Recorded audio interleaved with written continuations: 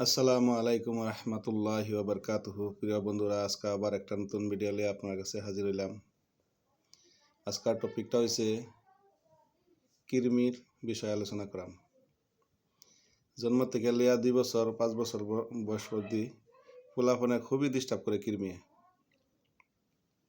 জন্মের 6 মাস পরে থেকেই কৃমি ওষুধ খাওয়াইতে লাগে।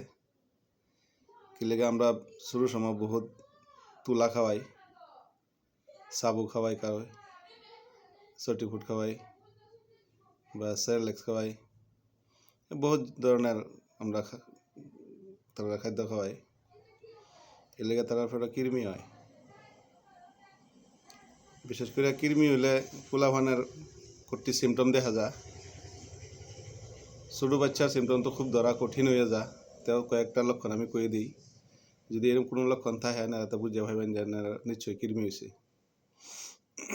তার মধ্যে শিশু বাচ্চা যারা, তারা দেখবেন কুলো থাকবার চাইতো না, সবসময় মারি থাকবার চাইব।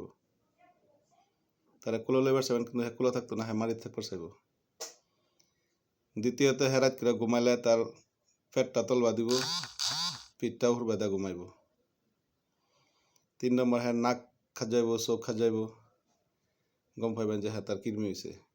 তারপরে লেটিং দেখবেন, ছড়া লেটিং করবো, লেটিং খুব গন্ধ করবো, একদম খুব দুর্গন্ধ হইব লেটিংয়ের মধ্যে। আর মুহেদা লুলও পড়বো, বমি বমি ভাব করবো, গলা আঙুল দিবার চাইব। তো এইগুলা যদি সিমটম বা লক্ষণ দেখা যায়, তেন এরা নিশ্চয় পাইবে লাগবে যে তার কৃমি হয়েছে। তে ঘাবড়াইবার কোনো বস্তু নাই। যদি এরকম লক্ষণ দিয়ে হইন, সামনের হোমিও ফার্মাসি যদি থাকে তার লগে যোগাযোগ করবেন। ইনশাল্লাহ খুব সুন্দর সুন্দর হোমিও ওষুধ আছে, এটি খাইলে আরাম হয়ে যাব। বিশেষ করে আমরা চেম্বারে যদি আই, তা আমরা তারা ওয়ারমোলিন বলে একটা ড্রপ আছে, এই ড্রপটা দিই। তার লগে সিনা বললে একটা মেডিসিন আছে 30 পটেন্সিত, এটা দিই। দিলে টিং পাহেনা ঢিলা হয়, তো তার লাগে আমরা চাইনা চিনকোনা যেটা 30 পাওয়ার, এটা দিই 30 পটেন্সিত।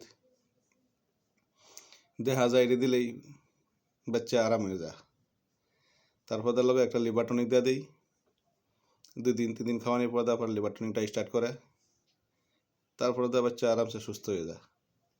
তো এইভাবেই কইছে ছোটো বাচ্চা যখন 6 মাস পরে হয়, হ্যাঁ চকলেট খাওয়া আরম্ভ করে, মিষ্টি জাতীয় যে কোনো বস্তু খাওয়া আরম্ভ করে।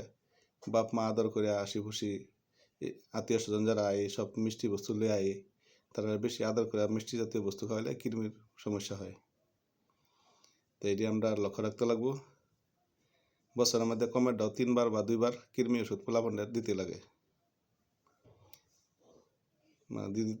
যদি 2 বছরে 2-1 বার কৃমি ওষুধ দিই, তাহলে তারা স্বাস্থ্যটা সুস্থ থাকবো ইনশাআল্লাহ। তো তারা অন্য কোনো বেমারে কাবু করতো না। তা আশা করি সবাই বুঝছেন।